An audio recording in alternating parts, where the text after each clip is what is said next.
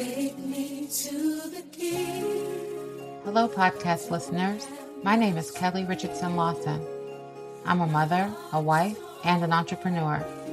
I started the SonRise Project after our beautiful teenage son attempted to take his own life. Truth is, I'm tired. My husband and I felt despair, isolation, and immeasurable pain. I knew in my heart we needed a place for Black parents to share their struggles, find mutual support, and help our beloved children who struggle with mental wellness, addiction, or both. Each weekly podcast features an expert who shares their knowledge and takes questions from parents and children. Take me to the king. I don't have much to bring. The SonRise Project allows Black families, like ours, to find comfort in knowing that we are not alone.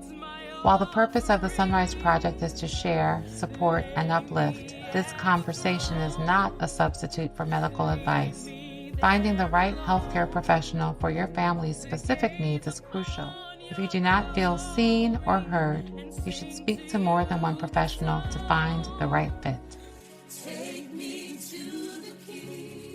Good morning and welcome again to our SonRise Project call. As always, I'm happy you're here with us this week, and I know we're all going to find a moment of peace and a moment of solace as we learn from each other and listen to one another, and especially our experts here today that are going to share their experiences with us. God, grant me the serenity to accept the things I cannot change, the courage to change the things I can, and the wisdom to know the difference. I am so honored to have with us Coach Beverly Kearney, who's one of my dear friends and life coaches. I met Beverly, who's also known as Coach Bev, in 2007 in Austin, Texas, when we were both there walking around a model home, looking for a home when my family was moving to Austin at that time. I looked up, we both looked up, we shouted, hey, because we hadn't seen many people that looked like us that day. And we became close friends ever since then. And I really do believe in divine connections and believe that Bev Kearney is one of those divine connections that I am meant to have in my life. And she's here with us today to share with us, so much wisdom. Bev Kearney is a living example that greatness is possible despite the obstacles that we face. Her passion and gift for coaching, consulting, and mentoring has inspired individuals and groups in various professions to achieve their highest successes. Bev is recognized as one of the most successful coaches in NCAA history, and she's been inducted to various halls of fame as a sports legend, including the prestigious International Women's Sports Hall of Fame. Her record of 7 national championships is one of the highest among Black and female coaches in this country. However, Bev herself is no stranger to transition and crisis. In her senior year of high school, she lost her mother and was homeless by the age of 17. She also was in a terrible accident that she may share with us, in which they told her she would never walk again. But not only does she walk, she drives, she does everything, and she's amazing. She is also a BET Honors Award recipient of the BET Legacy Award for Education, and she won the award that year along the likes of the late, great Dr. Maya Angelou, Stevie Wonder, and the Tuskegee Airmen. I could go on and on and on and on, and yet I want to get to the conversation this morning. I also just want to mention, though, that she does have an incredible book called Believe It, Speak It, Do It, which is focused on finding peace within our purpose. Now I'd like to turn it over to Bev, and this morning we're going to talk about how we can stop micromanaging our children. Bev and her beautiful daughter, Imani, are here with us this morning to have a conversation about how we as parents can stop hovering, how we can allow space and allow our children to breathe. I know for myself, when my children were small, Kyle and Chris, I put them in every sport. I put them in all kinds of social organizations. I micromanaged everything that was going on in school. I pushed for them to get A's and B's and to excel in everything they do. And what I know for sure is that sometimes that pressure can be way too much for them. And sometimes they can snap Or in my case, they might look for ways to feel better or ways to self-soothe or self-medicate because it's just too much pressure. So Bev is here with Imani this morning to share with us, how can we learn to empower our children, and how can we stop being mommy, really hovering over them the way many of us do with good intentions, but sometimes it's just too much. So Bev and Imani, thank you so much for being here this morning. Appreciate you both. And Bev, I want to turn it over to you to get us started this morning with just that question. Can you share with us your experience with Imani when she was growing up and some of your key learnings that you can help us with today? Thank you, everybody. And thank you, Kelli. And especially thank you, my daughter, Imani, for getting on the call. I'm really excited to be here this morning and to share with you again. And I thought it was important to bring my daughter on simply because, oftentimes we hear a parent's side and a version. She and I have not discussed what we're going to discuss today. But Imani, I adopted after the car accident that I was in, that her mother passed away when she actually turned 3 in the hospital, or 4. Which one was it, Imani? I think it was 3. Yeah, she turned 3 during the accident. And she's been with me since the day she was born, in and out of my life. And it was just only a natural progression that she was always my child, always my baby. She's an amazing, loving spirit, full of energy, full of life. And we were very close. Everywhere I went, she went. So she hates athletics because she was always at track meets, always around the athletes. And I remember when we were struggling financially after I lost my job, and I would buy her all these athletic outfits. And she said, "Mom, we don't have that kind of money. And I'm definitely not going to be exercising. So can you stop wasting money buying me these athletic outfits and shoes?" I said, "Oops, okay, I got the message." But, at some point, Imani started struggling. And I believe it was right around somewhere between 10 and 12 years old, somewhere in that range. And for a moment, it feels like a moment now. During that period, it felt like an eternity because I was struggling with my own transition of having lost my physical capabilities. And then probably another 10 years later, because that happened in 2002. And right around the time where I was losing my job is when she really started to struggle emotionally. And I don't know if that was the final straw that kind of tipped her over or not, but I would say, Imani, it was fair to say we went through a little bit of period of what they would consider be hell. Yeah, it was a rough time in life, but we made it through with love and everything.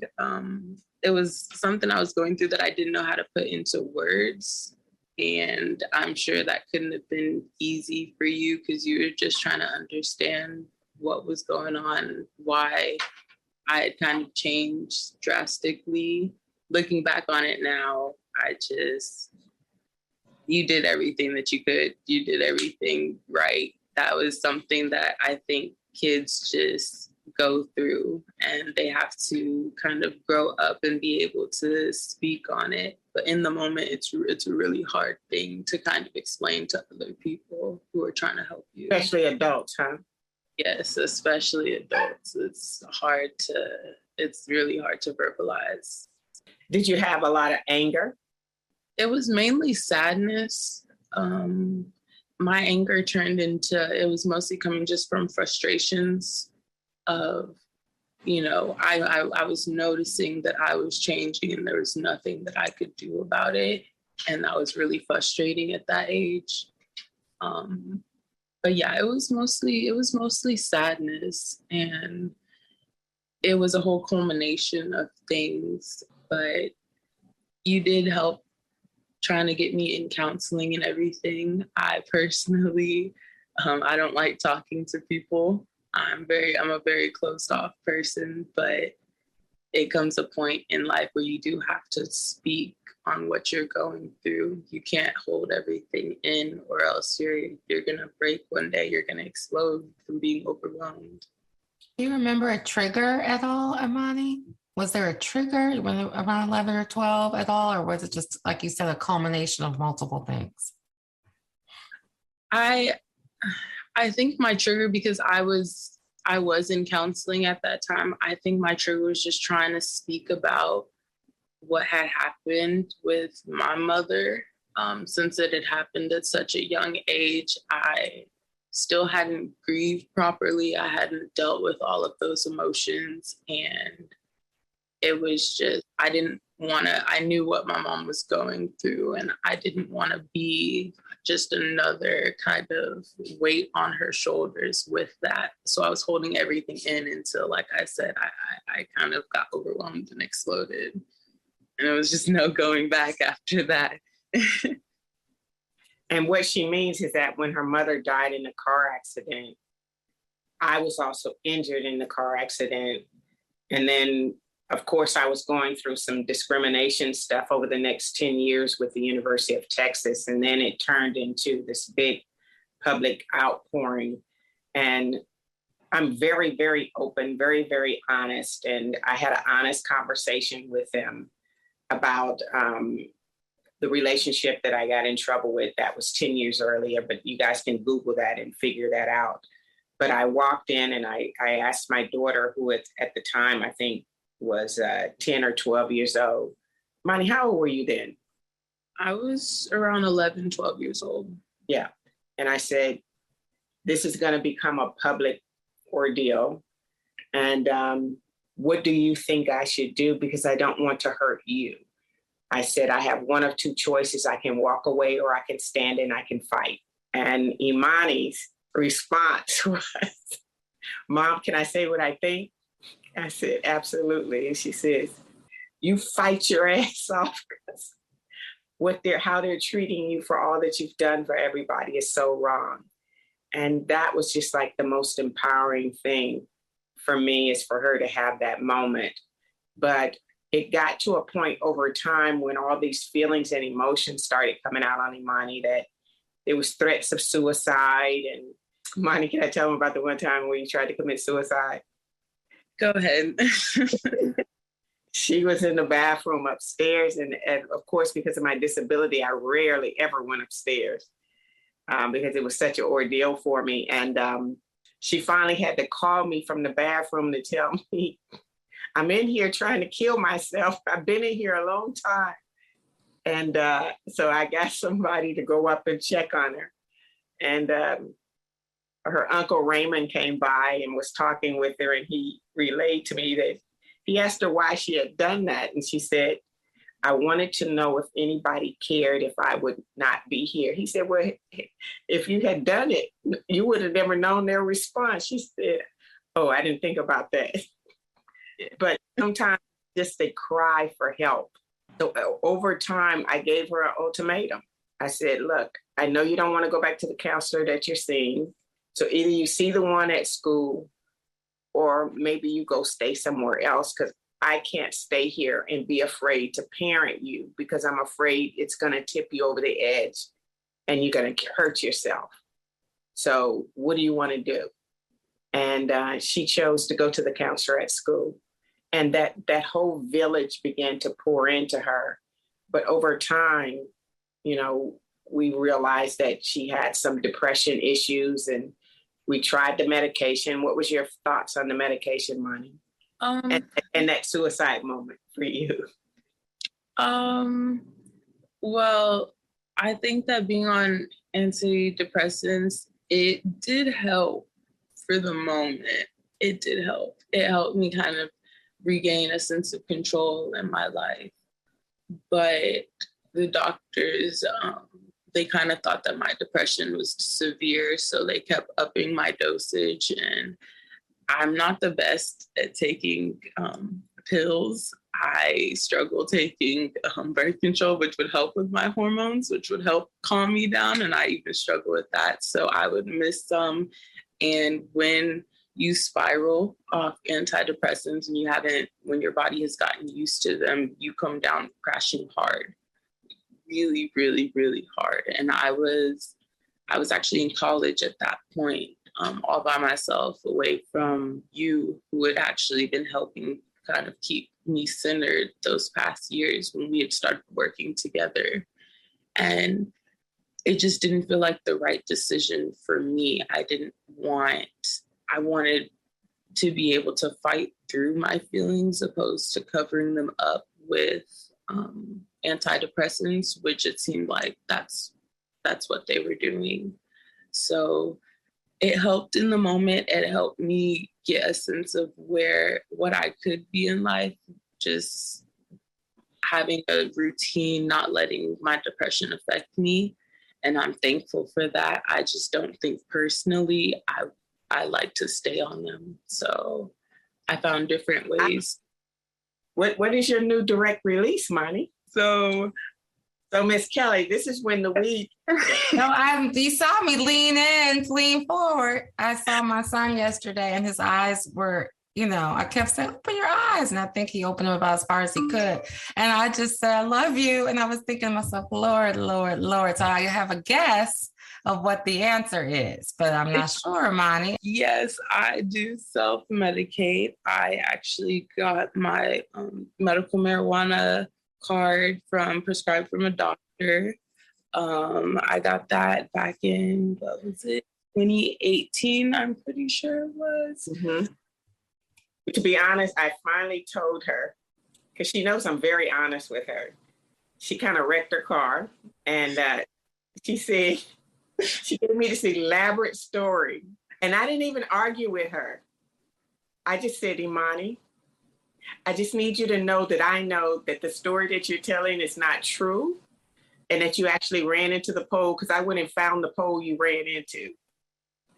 And she was high. So we had to come up with some boundaries. I said, Imani, just so that you'll know that I know that you are no longer taking marijuana as a medical. This is recreational, because you high as heck and ain't nothing wrong with you today. So we started setting boundaries in terms of how to handle the marijuana. She could not smoke in the house. Right. She could not drive if she was going to smoke.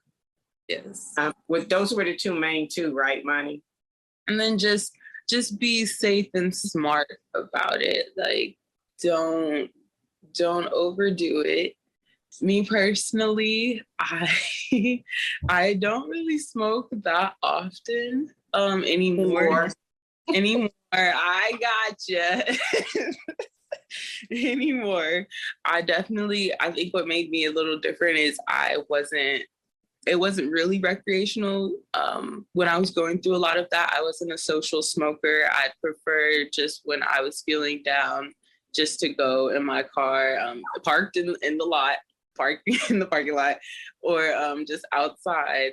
But it really is. I am definitely an advocate of marijuana, just because it really does help with those feelings.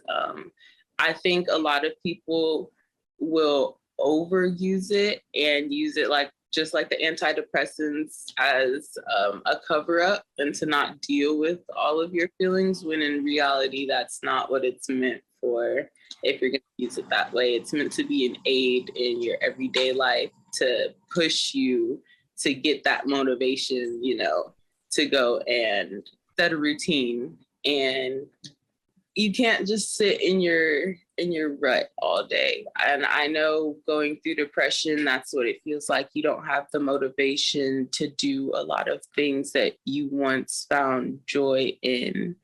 And for me, marijuana, that was just a push for me to get that motivation to go and enjoy the things that I once used to enjoy, like going outside for walks. I really got back into my artwork, which is really soothing to me as well. It actually gave me the motivation, even though I don't like exercise, it gave me the motivation to go exercise and actually go to the gym and everything. So I just think that you have to be smart and do your research and not overuse. Do you know what I mean? Like even Kelli, your dream is for your child to go to college. And of course, as Imani turned 18, she talked about all these different places she wanted to go. And she wanted to go to somewhere coast. So finally we settled on Northern Arizona. And I was so proud. I did everything. And it was college was a total disaster. When I say a disaster, I mean a disaster. And finally she looked at me and she said, Mom, over the summer, she goes, Mom, I just want you to know I'm not going back to college. It's a waste of money because I'm not focused and I'm not learning. So until I grow into it, I think we should just move on. And when we talk about what our aspirations for our own children, I had to reevaluate at some point, because now she's moving back in, and I have my granddaughter with me at the time, who's 4 years younger than Imani. And all three of us are in a 1-bedroom apartment, and we're struggling financially. And that's when she was declaring her independence as well. And so we went through a very difficult part right at that moment. When she was about 19 years old, I think it became a breaking point for me as a parent. And we would bump heads because of things that I thought was inconsiderate, et cetera. I would address them. And finally, I just started praying, and I just looked for some sense of guidance and did my homework and did my studying. But most importantly, I did an evaluation on me. And I had to realize at some point, Imani isn't going to fit my dream. So I've got to support her in her dream and her journey. Imani is extremely intelligent and extremely smart, a hard worker. Like in high school, I gave her a choice. If you're not going to do athletics, you got to get a job. Okay, her stubbornness is she went and got a job the same day. The same exact day I said it, Mom, got a job. I was like, oh, okay. And that was her senior year of high school. And she's worked ever since. She will work and then get high after work now, but she will work. And we're still doing that. Don't misunderstand. We're still doing it. But I had to start to realize Imani's going to take the long route. I always tell her this. She's going to go all the way around her elbow to get to her thumb. Whatever the difficulty of the lesson is, she's going to take the most difficult route. And I had to just plant seeds and get out of the way and be there to support her when she run into that wall that I've been telling her exists in her direction she was going. And she would literally keep going until she ran into the wall, and then she would learn her lesson, and then she would move on. The one thing I love about that transition is that she would accuse me of being, what did you say, Imani, passive aggressive? Because I wouldn't participate in your arguments and I wouldn't argue anymore. Yeah. What's your thoughts on that? I thought that in the moment, of course, I didn't appreciate it. But you wanted that conflict allowed you to release. And when I stopped participating in the conflict and just start supporting you. Yeah, there is nothing.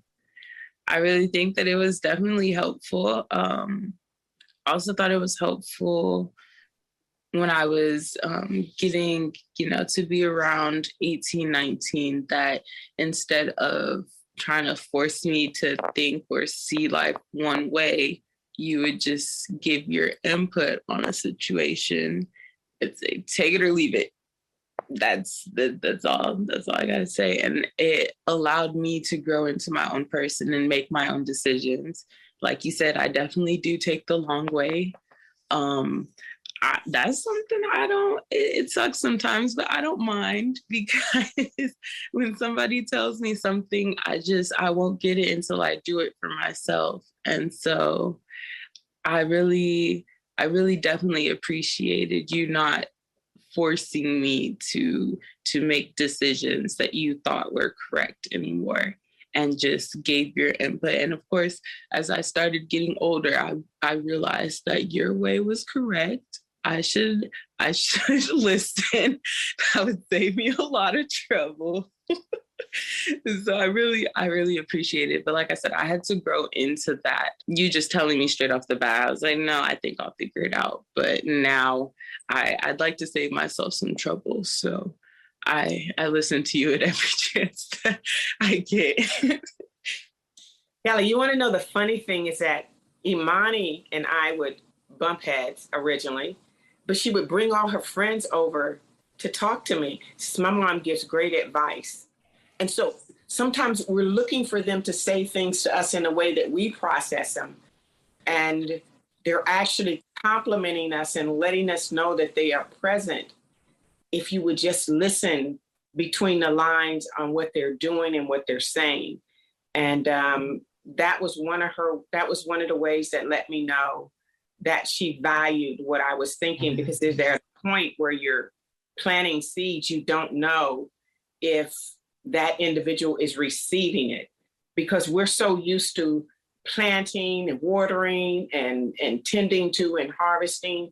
And we want to see it all as a parent, because that's what we do, especially parents who are high professional performers. You know, we want to see that in our children, because that's become the model of what success is. And I'll tell you, honestly, one of the other struggles was, and I don't know, Imani, if this was a struggle for you, but some of the friend groups we grew up in, their children seemed to be blossoming, going to all these major institutions, and my child wasn't, you know. So it was, I had to separate what was great about my child's journey, but not in comparison to someone else's. And that way I can continue to learn, love, and support, and know that in the end, she's going to be okay. But what is okay for us? That's right. Okay can't be the model of what we think it is. Okay means she's safe. Imani doesn't gossip at all. Like, she never has anything bad to say about anybody. She researches in her own way, and I had to respect that. Like, she will be on the internet or on social media, and she's picking up tidbits about life, and then we would discuss those things. And that was her learning process. It wasn't in an institution at the time, because she's not ready. And we found out the hard way, didn't we, Imani? I mean, about that, I will say, it was weird with the whole college thing, because you were a university coach. I was around college, college things since I was very young. So the expectation was always to go to a good university. I was in a college prep middle school. We were prepping for college since middle school, 6th grade, actually. So don't play with us. We was getting ready. I just need y'all to know we was getting ready. I was. Go ahead, Imani. Everything about my life, I was fully expecting myself to go to a university. I was fully expecting myself to go to a high-ranking college and thrive in that environment. But reality set in, and I actually got to college, and I realized that it just wasn't for me.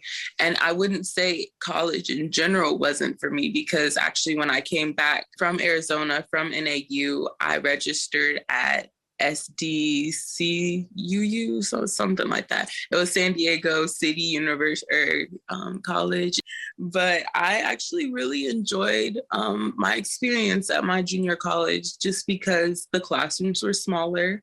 At university, we had classes that were 400 plus people. The teacher didn't really know you like that. I know they always say to go up to your professor, introduce yourself, etc., talk to them.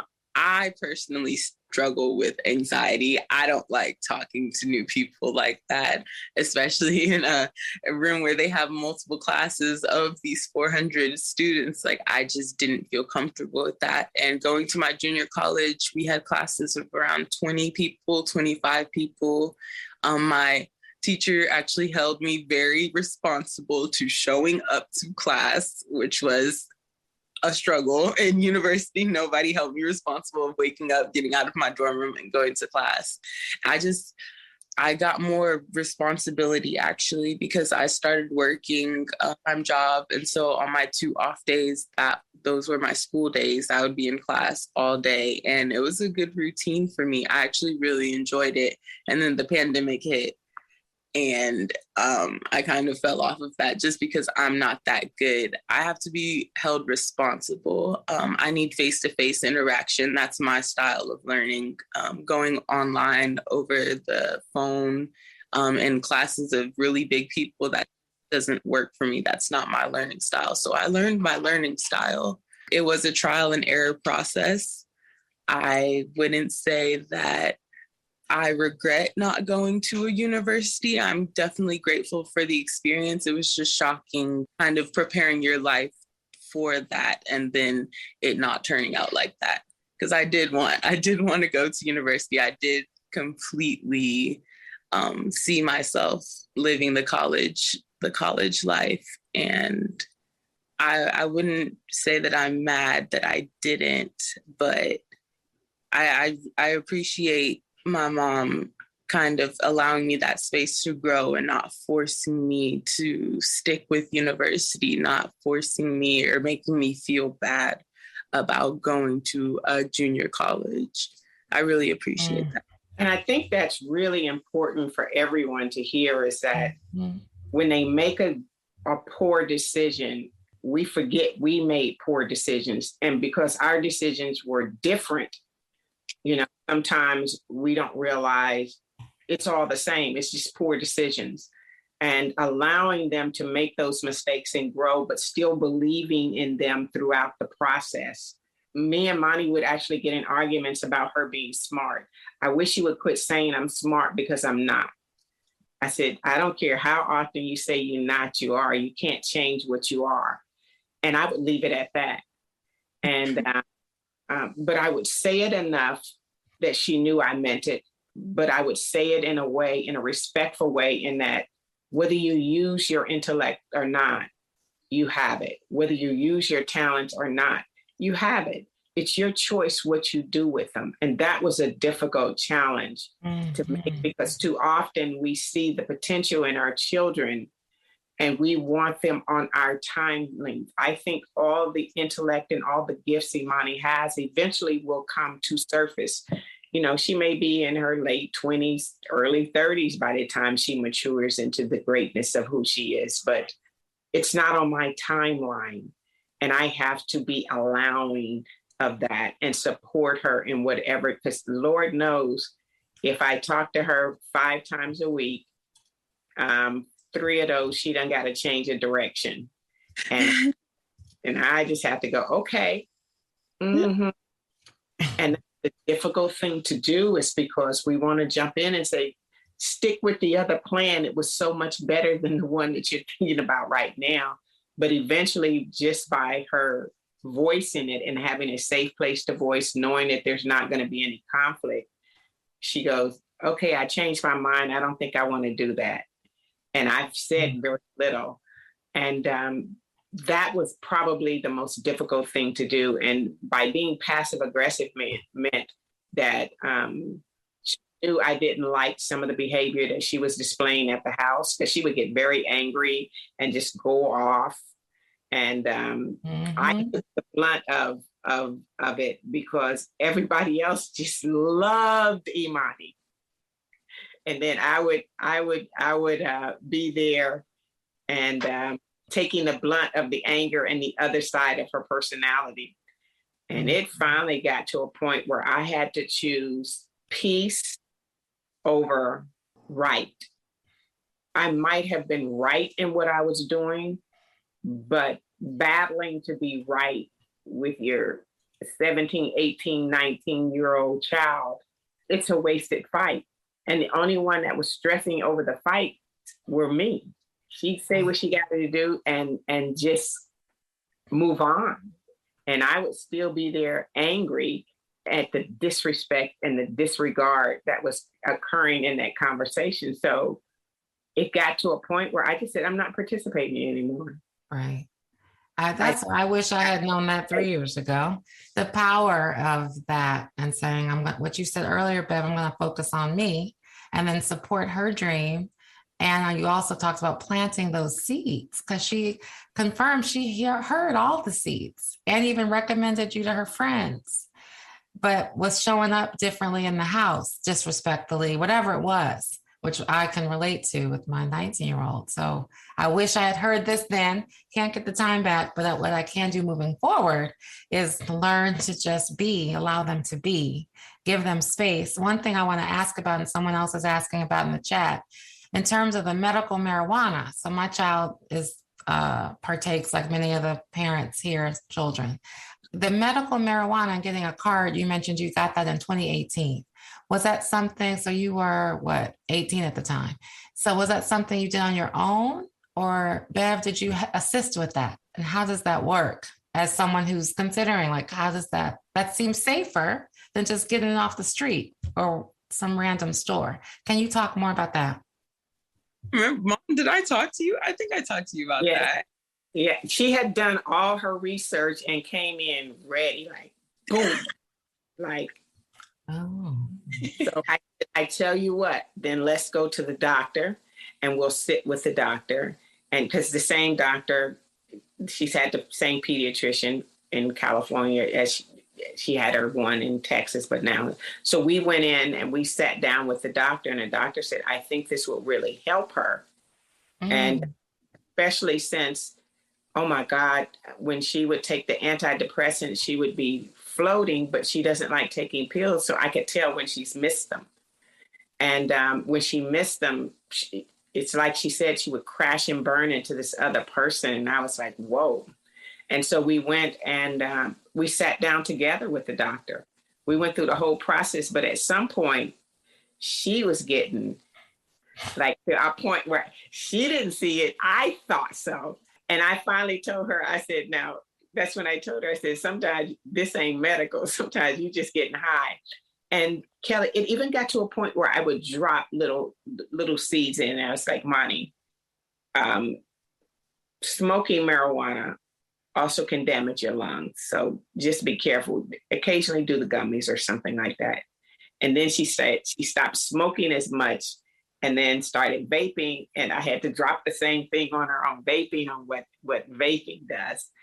But I had to let her come to a place on her own.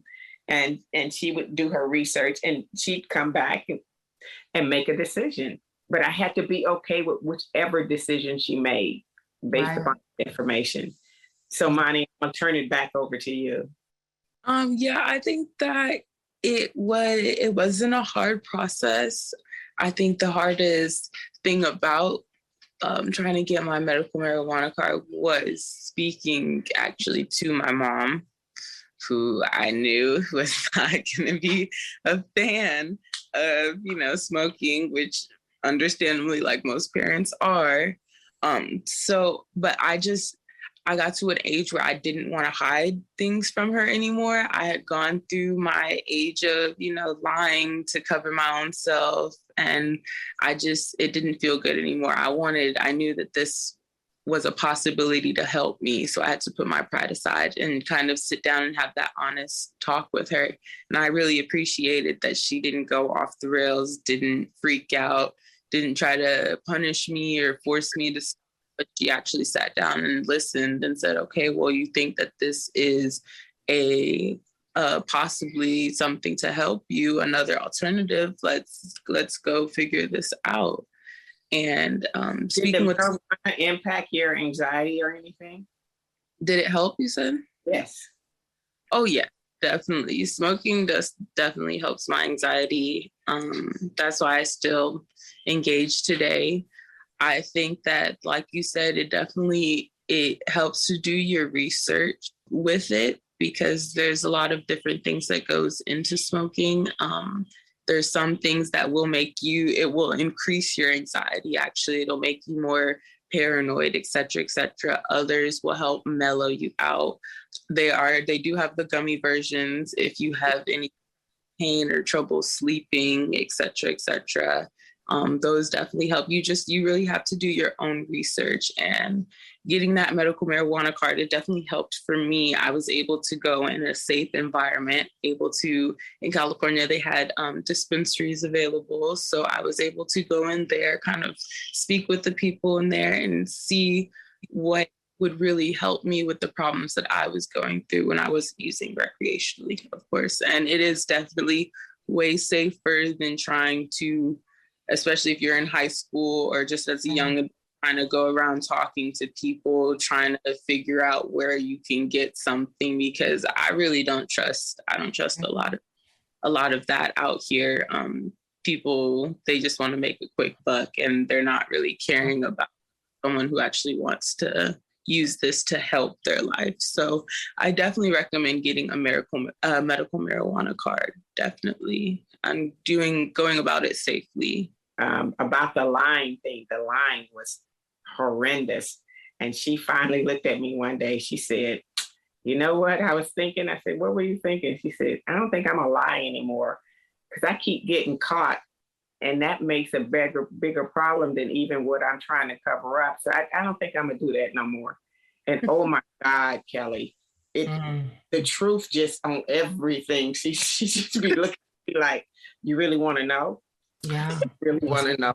I love that you have that honesty and you have that open communication. And I think so many of us, particularly in high school, like you touched on, when some of these challenges start to arise, most of us, I'll speak for myself, are not that patient, don't have that level of understanding or personal peace in order to do what you did, Bev. So I just that's so amazing. And I just separate myself from what I desire in the image of what I want my child to be and what I think will be acceptable to society, to loving my child in her space. And that's a hard thing to do when there's negative behavior and they're in such opposition of what your vision for them is and what their capabilities are, is to stay in that space. But I had to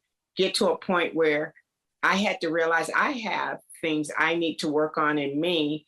And if I ain't worked on everything in me, how can I expect her to be all that she could be in the age in which she's living? And we often think that they have it so much better than we had growing up. Right. But because we had external challenges in terms of racism and opportunities and struggling to make ends meet growing up, their struggle is different. It's all internal. So it's all invisible struggle. Right. And it's important for us to recognize that a struggle is a struggle. And there's no level of struggles within people. It's how that person processes their own struggles. It's the degree of it and the impact of it. And so it's understanding from their perspective, which is why I stay in tune with what they're going through. They're the ones, she keeps me informed of what young people think and what young people do. And I have to be like, whoa. First of all, thank you all both for being so open and honest, and Imani for sharing. You remind me so much of my eldest. In Maryland, marijuana is not legal.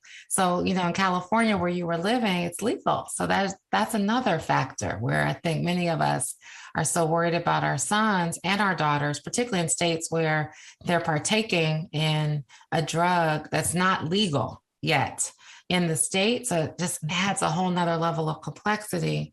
And so as you talk about, and our children need to be really careful, I love your comment around the medical marijuana. And again, speaking to the pediatrician, that's something I hadn't even considered. Like, that's not what you would normally go to the pediatrician to talk about. And so it's like, wait, what? So the fact that Bev did that with you, I'm just in awe of that as well. But I think that is something, if our children are partaking, especially in a state that it's illegal, I think there's such validity and such power in doing it safely, which is what you've said, and that they can do it in a way that's not going to hurt them.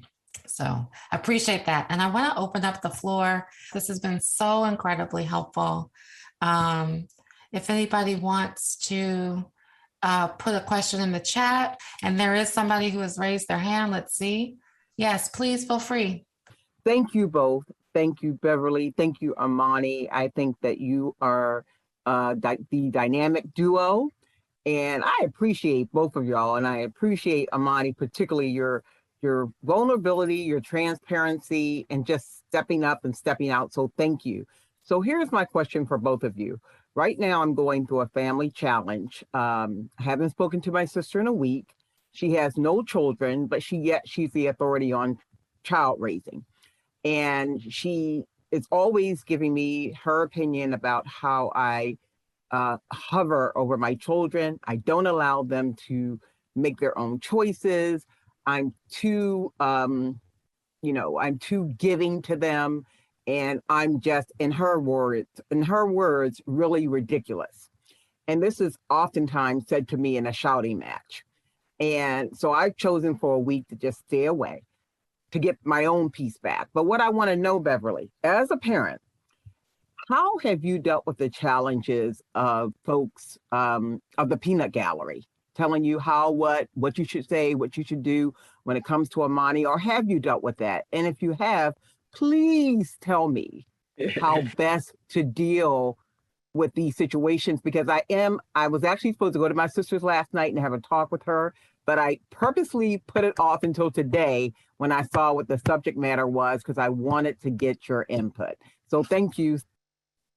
You're welcome. And first and foremost, I would say this. Whenever anyone would criticize me, because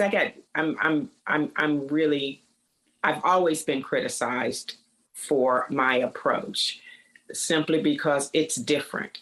And I've been told I was too soft on Imani, that I was enabling Imani. And I don't care. I really don't care. What I care about is her health and well-being. I hold her accountable with truth, and what she does with that truth is on her. I set boundaries on how she would treat me, and I held true to those boundaries. But the traditional way of what everybody, forcing her to stay in college or kicking her out when she turns 18, no, I didn't do that. And punishing her constantly. When Imani was little, I got her a flip phone when everybody had iPhones, just to punish her one time. And she walked around and pretended like she loved the flip phone. Like, watch me flip my phone, Mom. Watch me flip my, and I'm saying, like, this is such a waste of energy. And you have to decide, am I going to keep fighting my children to satisfy people, or am I going to do what's best for my child with where she is? Because ultimately, I'm responsible for providing her with a foundation on which she can grow independently from me. That's critical. If we're not, as parents, doing that, but we're trying to hold on to the child in our child, after they've turned a certain age, now I'm starting to prepare you for life. People didn't realize Imani enrolled herself in college in Northern Arizona. I made Imani go and speak to the counselor. I made Imani speak up at different places. I made Imani make her own appointments. I made Imani learn how to do her laundry when she was 6 or 7 years old.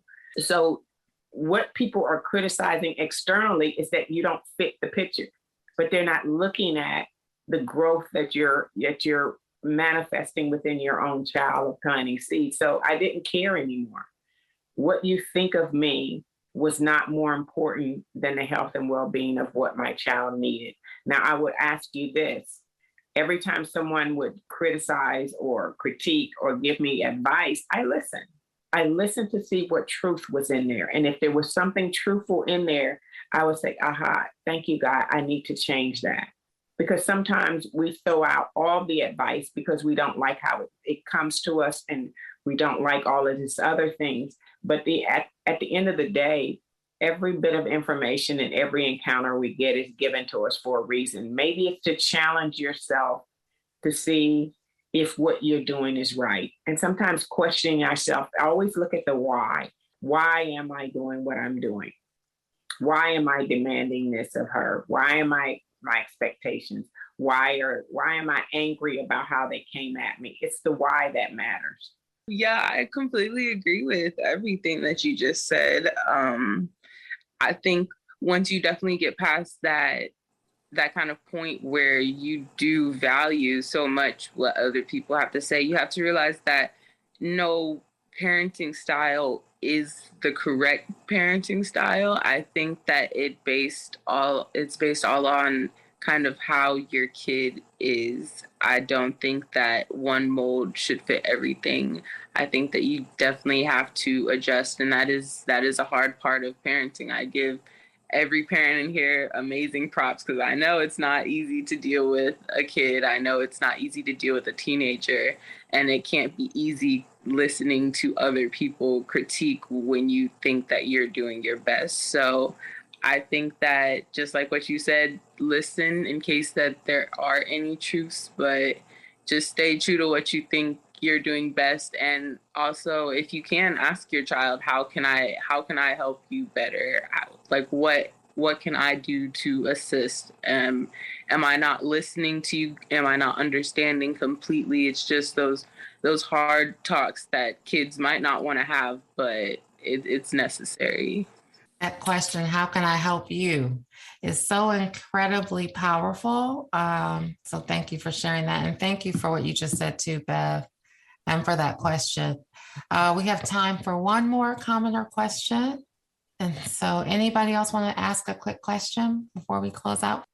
There's a comment in the chat about my husband has traditional ideas about parenting and is critical of my parenting style.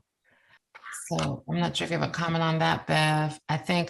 Do you want to comment on that? I think that when that happens, you just have to have a conversation in your house and get an understanding of what that means. Because sometimes traditional means in our community, especially the African American community, it means a child should be seen and not heard.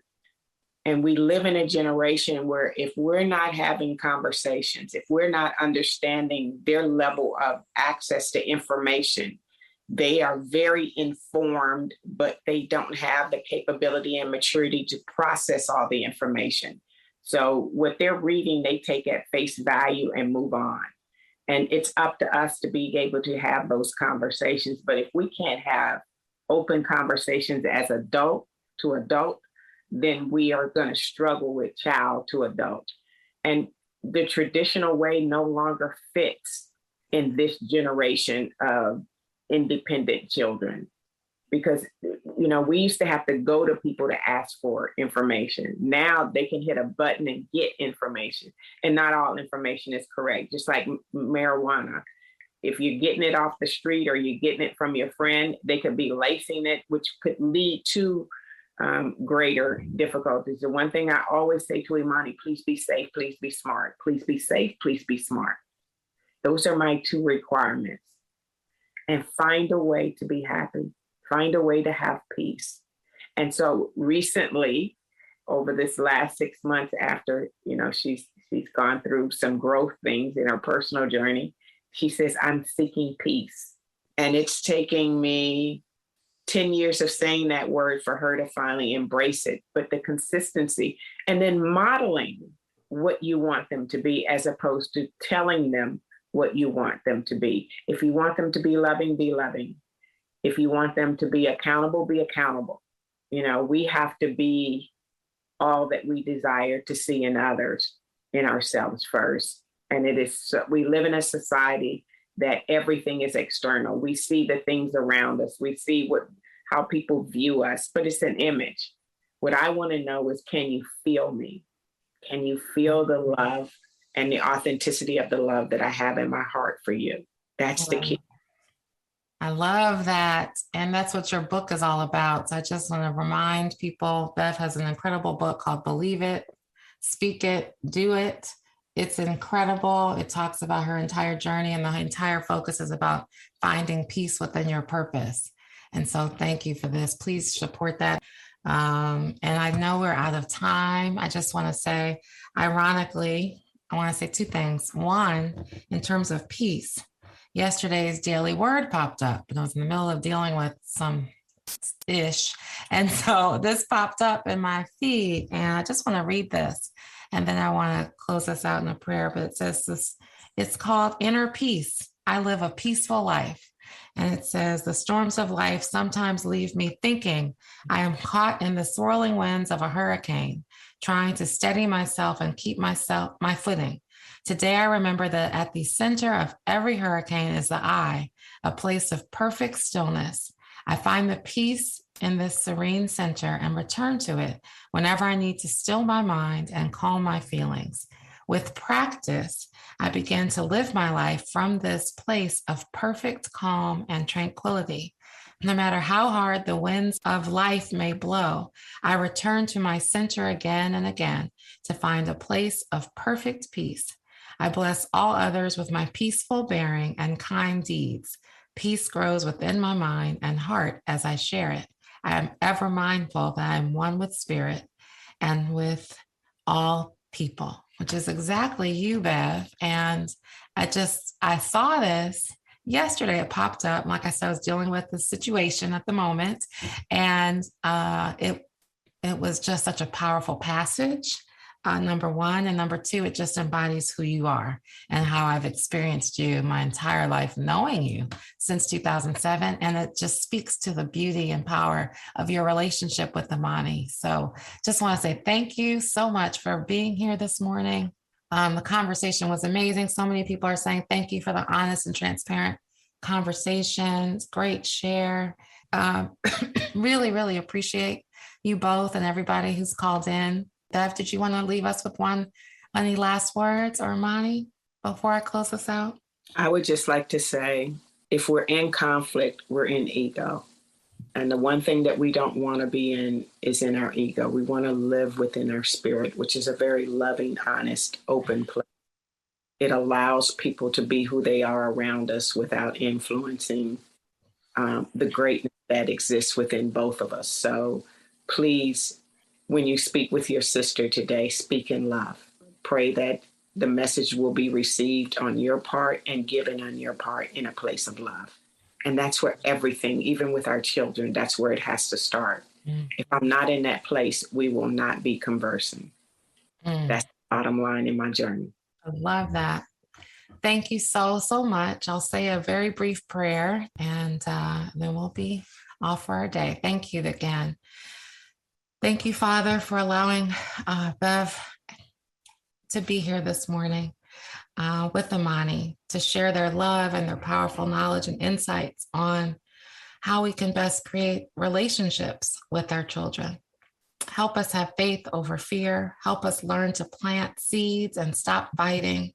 Help us love our children unconditionally and untraditionally, and learn to love them on their personal journeys versus what we think their journeys should be. Help us continue to work out our challenges and protect our children. Help lead us and guide us and love us and provide us for us. Thank you again for this time together this morning. Thank you, Coach Bev. Thank you, Imani. And thank you in advance for your help today and in the week ahead. We also ask that you continue to cover and protect all of our children and help keep them safe. In Jesus' name, we pray. Amen. Thank you all. Have a beautiful day. Stay safe out there.